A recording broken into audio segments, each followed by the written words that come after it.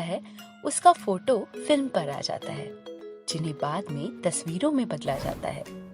अगर मैं कहूँ कि हम सब के पास एक प्राकृतिक कैमरा है, तो क्या आप यकीन करोगे? जी हाँ, ये सच है और वे प्राकृतिक कैमरा है हमारी आंखें। आपने ये अवश्य ही महसूस किया होगा, किसी भी वस्तु को ध्यान से देखने के बाद यदि आंखें बंद करते हैं, तब उसकी तस्वीर कुछ क्षण के लिए हमें दिखती रहती है। आंखें बंद होने के बावजूद भी तस्वीर का दिखना कैसे मुमकिन है? ये सारा खेल हमारी आंखों और दिमाग का है। और आज इस वीडियो में हम जानेंगे कि संसार में किसी भी वस्तु को देखने में आंखें हमारी किस प्रकार मदद करती है, और साथ ही आंखों के विभिन्न अंगों के बारे में भी चर्चा करेंगे। इंसान की आंखें मोटे तौर पर गोलीय आकार की होती है।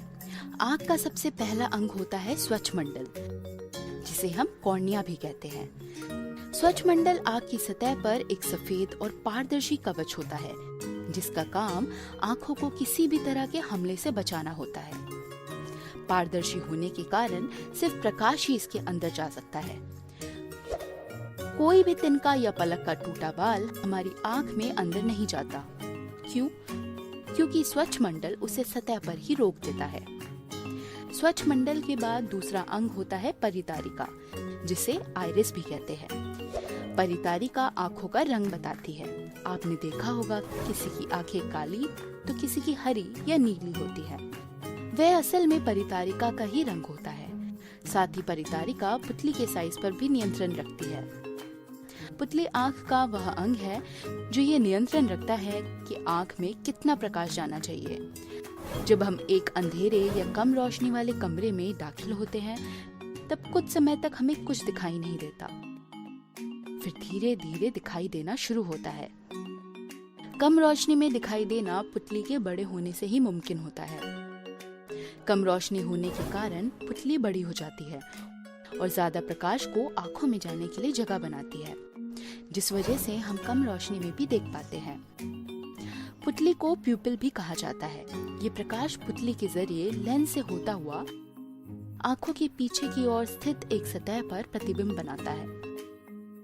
हमारी आंखों में उत्तल या कॉन्वेक्स लेंस होता है, जो बीच से मोटा और किनारों से पतला होता है, और ये लेंस आंखों से पक्षमाभी पेशियों के द्वारा जुड़े होते हैं। ये पेशियां लेंस के साइज पर नियंत्रण रखती है, जिसकी वजह से हम दूर और पास रखी वस्तुओं को फोकस करके देख पाते हैं। इन पेशियों को सिलियरी मसल्स के नाम से भी जाना जाता है। आंखों की इस सतह को दृष्टिपटल या अंग्रेजी में रेटिना कहते हैं। दृष्टिपटल आंखों में फिल्म की तरह काम करता है, जिस पर प्रतिबिंब बनता है। दृष्टिपटल में खास तरह की कोशिकाएं होती है, कोन्स और रॉड्स, जो प्रकाश के पड़ने पर सक्रिय हो जाती है। कोन्स प्रकाश से सक्रिय होते हैं, जिनकी वजह से हम अलग अलग रंगों में अंतर देख पाते हैं, और रॉड्स कम रोशनी में सक्रिय होते हैं, जिस कारण हम सब काला या सफेद देख पाते हैं। उत्तल लेंस होने के कारण दृष्टिपटल पर उल्टा और वास्तविक प्रतिबिंब बनता है। तो फिर हमें चीजें सीधी कैसे दिखाई देती हैं?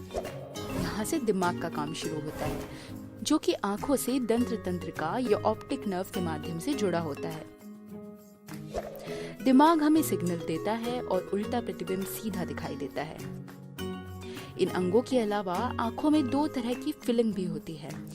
एक नथरोट या एक्वस ह्यूमर, जो कि एक फ्लूइड फिलिंग होती है, जिसका काम ग्लूकोज और अमीनो एसिड जैसे न्यूट्रिशन को स्वच्छमंडल और लेंस तक पहुंचाना होता है। दूसरी टिश्यू फ्लूइड होती है काचाभ द्रव्य या विट्रस ह्यूमर, जो आंखों के गोलीय आकार को बने रखने में मदद करता है। तो आज की वीडियो में हमने आंखों के विभिन्न अंगों और उनके कार्यों को जाना। आंखें बाहर से जितनी ही संवेदनशील होती हैं, उतनी ही अंदर से पेचीदा, और हमारे वह साथी जिनके